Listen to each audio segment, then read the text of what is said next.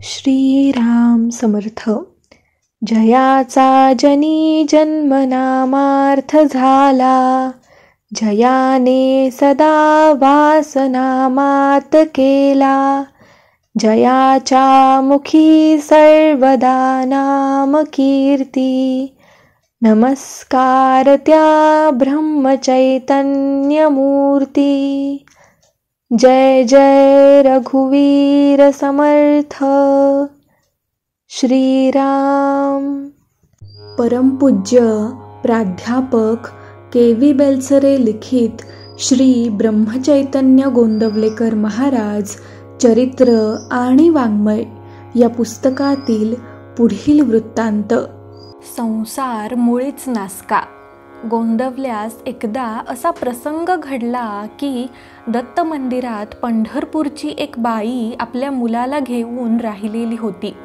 मुलगा 2-2.5 वर्षांचा असून त्याला यकृताचा विकार झालेला होता.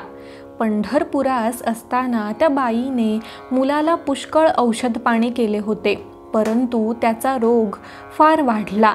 तेव्हा डॉक्टराने हात टेकले. अप्पासाहेब भडगावकरांच्या ओळखीने ती बाई गोंदवल्यास आली. तेथे आल्यावर प्रथम 2-4 दिवस मुलास जरा बरे वाटले, परंतु नंतर रोगाने उचल खाल्ली आणि एक दिवस त्या पोराचा अंतकाळ जवळ आला. श्री महाराजांना निरोप आला म्हणून 12 वाजण्याच्या सुमारास मुलाला ते पाहून आले. त्याच दिवशी राम मंदिरामध्ये गोरज मुहूर्तावर एक लग्न ठरले होते. त्याची तयारी जोरात चालू होती. तिकडे संध्याकाळी 5 वाजता ते मूल गेले. हे कळल्यावर हरिपंत मास्तरांना बरोबर घेऊन श्री महाराज तिकडे गेले. त्या मुलाचे प्रेत स्वतःच्या मांडीवर घेऊन त्यांनी इतका शोक करण्यास आरंभ केला की पुत्रवियोगाचा पहिला उमाळा गेल्यानंतर ती बाई म्हणाली, महाराज, तुम्ही कशाला इतके वाईट वाटून घेता? माझा आणि त्याचा इतकाच संबंध होता. तो गेला खरा, आता आपण काय करणार? रामाची इच्छा अशीच होती असे समजायचे झाले. बाईचे हे बोलणे ऐकून श्री महाराज बोलले, बाई, तुमचे शेवटचे शब्द मला फार पटले. रामाच्या इच्छेनेच आपल्याला सुख दुःख भोगावे लागते, पण ते आपल्याला सर्वांच्या शेवटी आठवते म्हणून सुख दुःख बाधते. म्हणून आपण सुरुवातीपासूनच रामाची इच्छा लक्षात ठेवून वागू. यासाठी त्याच्या नामाची गरज आहे. एवढे बोलणे होते तो लग्नाचा मुहूर्त जवळ येत चालला म्हणून एक मनुष्य श्री महाराजांना शोधित आला. बाईचे समाधान करून ते त्याच्याबरोबर राम मंदिरात आले.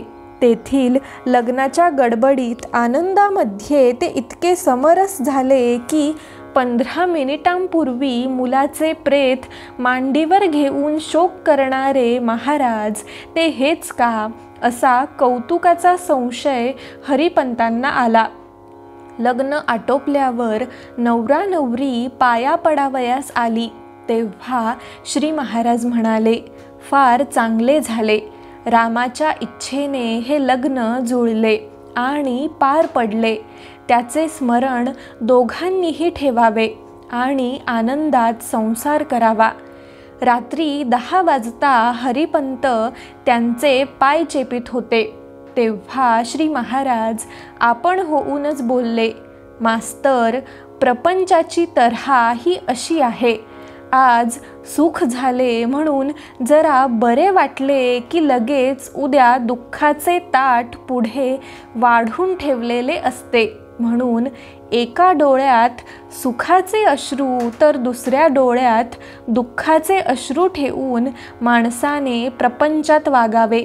प्रत्येक गोष्ट भगवंताच्या इच्छेनेच जर घडते तर एकीचे सुख आणि दुसरीचे दुःख का मानावे? शहाण्या माणसाने आपले चित्त भगवंताच्या नामात गुंतवून ठेवावे आणि बरा वाईट जसा प्रसंग येईल त्याला सामील होऊन जावे.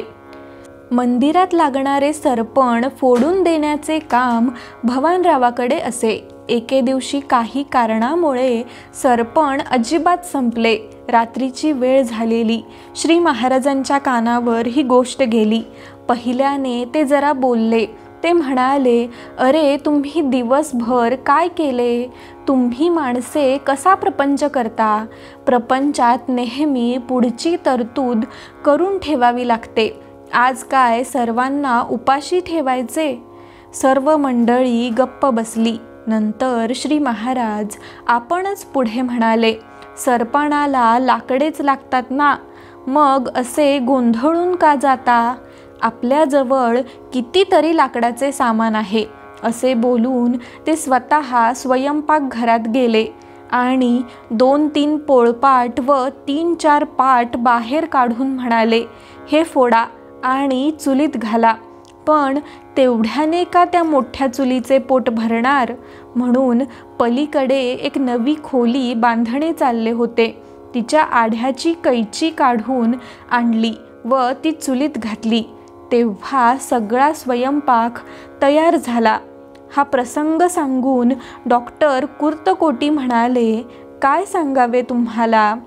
ब्रह्म सत्यम जगन मिथ्या म्हणजे भगवंत आहे आणि प्रपंच सगळा असत्य आहे, हे श्री महाराजांनी प्रत्यक्ष आचरणात दाखविले.